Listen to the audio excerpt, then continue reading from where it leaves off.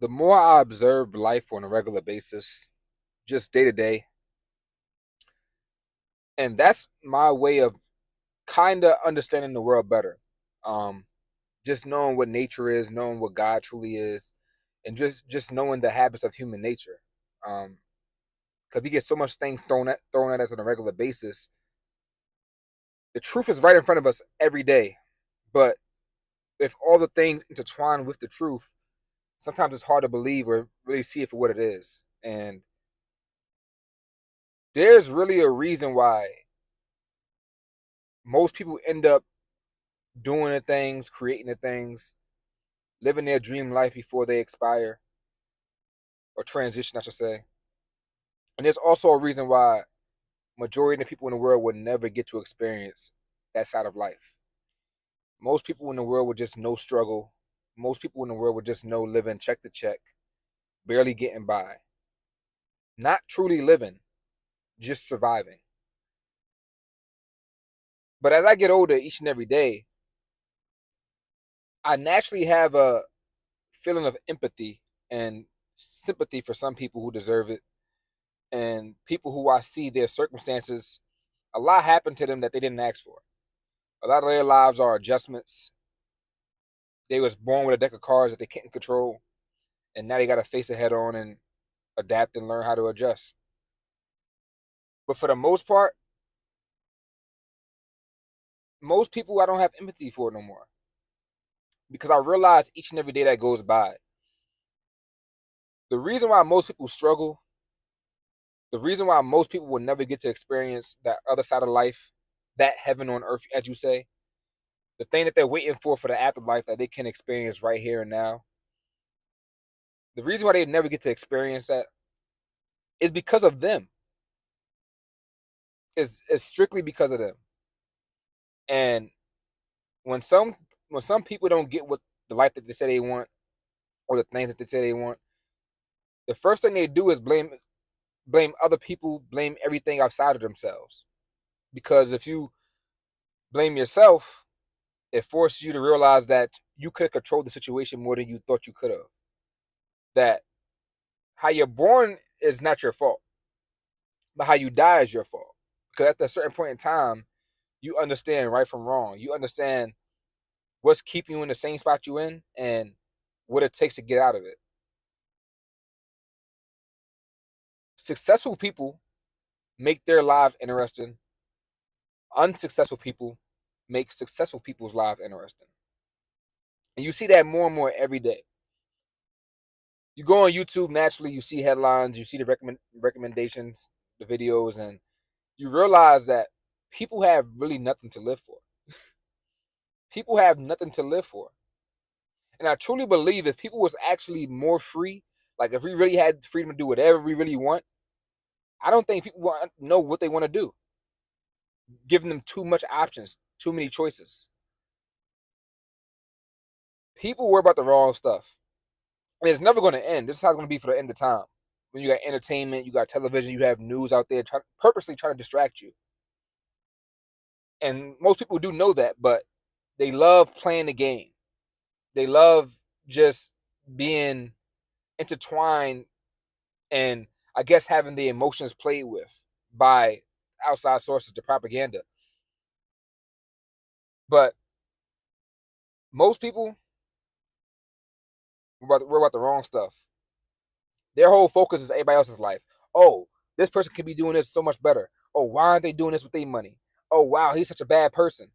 And it's so crazy how people have so much to say and talk about people doing better than them in situations that they would dream to be in right now, but can't think of or come up with anything of why they're in a situation, why they can't break out that situation. They have all the answers for people who are doing better than them and have no answers for themselves. Only excuses. Meanwhile, successful people, people who do get to experience that 1% life, they make their own lives interesting. They focus on themselves. They're not worrying about the gossip, the latest trends, what the news is saying. They're worrying about how they can improve themselves 1% better each day because they understand in the long run, all that is on a compound to get them to where they want to be. On one hand, you got successful people pouring into their own cup, watering themselves, making sure that they're whole before they interact with the world. And on the other hand, you got unsuccessful people pouring into the successful people's cup, seeing what they doing, worrying about their life choices. When they made the right decisions, obviously, because if they didn't, you wouldn't know who they were, one, and you wouldn't be worrying about what they're doing, critiquing them so much. My favorite rap artist of all time, Nas, he has a quote. Some say hate is confused admiration. And if you think about it, how many of us pass homeless people on a regular basis? Do we judge them? Are we out there saying, oh, you can do this better? But people who are in spots where you want to see yourself, you have all the critiques, all the help in the world to give them because you secretly admire their life. It might be a few things you can do better or do different that better suits you. But for the most part, you secretly admire them. The hate you shown them or this disdain you shown them is because you kind of wanted to be in a position. And you can. I realize each and every day that people won't get to experience that life not because they're born with the intangibles or tangibles that successful people have. No. People won't get to experience that life because of the things that they are born with that they're choosing not to exercise on a regular basis. Especially when you're young. Especially when you're young. I I've thought it, but I'm one of the few ones who I'm still young, obviously, but even when I was younger, I was kind of mature for my age. So I always knew, okay, I understand that I feel invincible right now. Like I can't break a bone, I can't do no wrong, but nah, I can. Whether the world reflects that and shows it to me or not, I understand that I'm not exempt from the rule. I'm not exempt from the laws that everybody conspires to on a regular basis.